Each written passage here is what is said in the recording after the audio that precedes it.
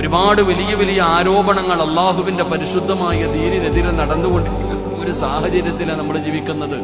പക്ഷെ മനസ്സിലാക്കുന്നില്ല. നമ്മൾ ചിന്തിച്ചു നോക്കിക്കേ, കാശ്മീർ എന്ന് പറയുന്ന നാട്ടിലാണ് എന്റെ പ്രിയപ്പെട്ടവരെ 10-27 പേരെ വെടിവെച്ചു കൊന്നത്. അള്ളാഹു അവരുടെ കുടുംബത്തിന് സമാധാനം നൽകുമാറാകട്ടെ.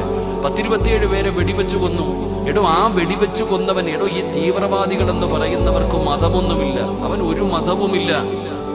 അവൻ എന്ത് പേരിട്ടാലും അവർക്ക് മതമില്ലല്ലോ.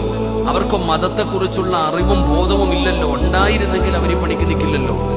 എന്റെ പ്രിയപ്പെട്ട സഹോദരങ്ങളെ, അവിടെ 10-27 പേരെ വെടിവെച്ചു. ഞങ്ങളുടെ കേരളക്കാരനായ ഒരു സഹോദരൻ, രാമചന്ദ്രൻ എന്ന് പറയുന്ന ഒരു സഹോദരൻ മരണപ്പെട്ടുപോയി. അദ്ദേഹത്തിന്റെ പ്രിയപ്പെട്ട മകള് പറഞ്ഞ വാക്ക് എത്രയോ നമ്മൾ മനസ്സിലാക്കണം. ആ പ്രിയപ്പെട്ട സഹോദരി പറയുന്നു, എന്തോ 2 ചെറുപ്പക്കാര്, സമീറും അതുപോലെ മുസാഫിർ എന്ന് പറയുന്ന 2 കൂട്ടുകാർ. ആ സഹോദരി പറയുന്നു, എനിക്ക് കാശ്മീരിൽ പോയപ്പോൾ 2 കൂടപ്പറപ്പുകളെ കിട്ടിയെന്നാ പറഞ്ഞ സഹോദരി. എന്നെ രക്ഷപ്പെടുത്തിയത് അവരാണ്.